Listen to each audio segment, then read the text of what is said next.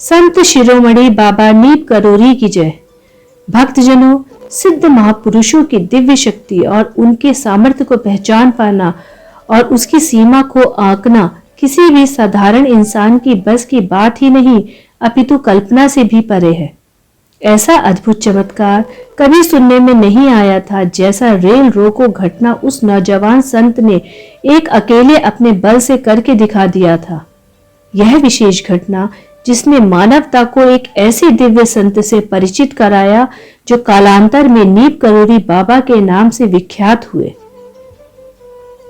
भक्तजनों, यह घटना तब की है जब भारत में अंग्रेजों का शासन था।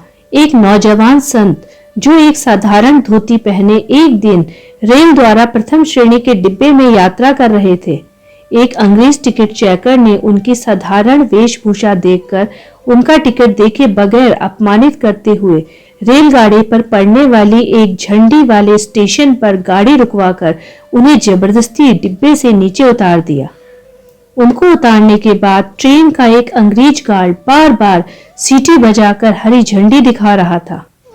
जब बहुत देर तक गाड़ी आगे नहीं बढ़ी तब उसने एक अंग्रेज टिकट चेकर को ड्राइवर के पास भेजा। ड्राइवर ने अपनी बेबसी बताकर टिकट चेकर को गोरे गार्ड के पास वापस भेज दिया। बहुत देर तक वह बेचारा टिकट चेकर पेंडुलम की तरह आगे पीछे भागता रहा, परंतु गाड़ी टस से मस नहीं हुई। तब बौखलाकर गोरा गार्ड खुद रेल के इंजन पर चढ़कर अपने हाथ से इंजन चालू करने का प्रयास करने लगा, परंतु गाड़ी नहीं चली। उसे इंजन में कोई भी तकनीकी खराबी नजर नहीं आ रही थी। सब आश्चर्यचकित थे कि सब कुछ ठीक ठाक होते हुए भी वह इंजन उस रेलगाड़ी को 1 इंच भी आगे या पीछे नहीं खिसका पा रहा था। गाड़ी 3 घंटे से उसी स्थान पर जस की तस खड़ी थी। उसी रेलगाड़ी में कई भारतीय अधिकारी भी यात्रा कर रहे थे। उनमें से किसी ने अंदेशा जताया कि एक महात्मा को चलती ट्रेन से अपमानित कर ट्रेन से नीचे उतारा गया है। शायद इसी कारण ट्रेन का इंजन ठप पड़ गया है और रेलगाड़ी चलनी बंद हो गई है। यह बात जब अंग्रेज टिकट चेकर, गार्ड व ड्राइवर तक पहुंची तो उन्होंने उस संत को गाड़ी में वापस ढूंढने व लाने का फैसला किया। ढूंढने पर अंग्रेज टिकट चेकर ने वहीं पास में चौरस भूमि पर उस संत को देखा जो एक पेड़ के नीचे चिमटा गाड़कर बैठे कीर्तन कर रहे थे, जिनको उस अंग्रेज टिकट चेकर ने खुद अपमानित कर 3 घंटे पूर्व रेलगाड़ी से निकाला था। उस स्थान पर पहुंचकर गोरा गार्ड और अंग्रेज टिकट चेकर ने उस संत से हाथ जोड़कर निवेदन किया, लेकिन बाबा अपनी धुन में ही कीर्तन में मस्त थे।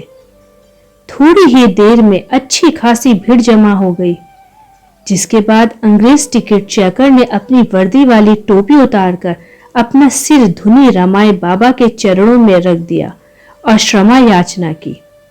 तब बाबा ने अवधि में कहा, हम का करी बाबू, गाड़ी तो तुम चलावत हो, तुम्हार मर्जी, जिनका चाहो चढ़ाओ, जिनका ना चाहो उतार देव, जब चाहो जहां चाहो रोकी दो, जहां ना चाहो ना रोको, मालिक हो भाई आप तो। दिन दिन भर इंतजार के बाद गाड़ी आवत है, कभू रुकत है कभू ना ही रुकत है। गांव वालन के तकलीफ का कऊ पूछनहार नहीं है। गाड़ी आगे बढ़ावा चाहत हो तो यहाँ जहां हमार चिमटा गड़ा है, नींव डारो करोड़ी ईटन की और यही स्टेशन बनवाओ, ये हाल्ट वाल्ट ना ही चली। तब तक प्रथम श्रेणी डब्बे में बैठे कई सरकारी अफसर भी वहां आ गए। तब रेलगाड़ी के अंग्रेजी गार्ड से बात करके उन सरकारी अफसरों ने बाबा को विश्वास दिलाया कि वे जिला मुख्यालय और कमिश्नरी के द्वारा सरकार और रेल विभाग को चिट्ठी लिखेंगे और साल के अंत तक वहां स्टेशन बन जाएगा। भक्तगणों, यह सुनकर आसपास के गांव के यात्री बहुत प्रसन्न हो गए। उसके उपरांत काफी अनुनय विनय के साथ बाबा को आदर पूर्वक रेलगाड़ी में बिठाया गया। उनके बैठते ही अंग्रेजी गार्ड ने एक बार फिर सीटी बजाई, झंडी दिखाई, इंजन ने भी 3 बार चलने का ऐलान किया और उसके तुरंत बाद रेलगाड़ी चल पड़ी। इसके उपरांत बाबा ने अंग्रेज टिकट चेकर को अपना प्रथम श्रेणी का टिकट भी दिखाया, जो उनके पास पहले से ही मौजूद था। तदुपरांत गाड़ी के हर एक डिब्बे में बाबा की जय जयकार की ध्वनियां गूंजने लगी। भक्तगणों, कुछ दिनों बाद अखबार में यह पूरी घटना विस्तार से तमाम समाचार पत्रों में प्रकाशित हुई। सरकार और रेल विभाग के अधिकारियों के बयान भी प्रकाशित हुए। इसके बाद समस्त विश्व में इस घटना की चर्चा जोर शोर से हुई और अधिक से अधिक लोगों को बाबा पर विश्वास बढ़ता चला गया। कुछ समय बाद सरकारी आदेश से उसी स्थान पर जहां बाबा ने अपना चिमटा भूमि में गाड़ा था, वहां एक नए स्टेशन की नींव पड़ी, जिसे आज नीम करौली स्टेशन के नाम से जाना जाता है। वर्तमान में यह स्थान यूपी के फर्रुखाबाद जिले में है।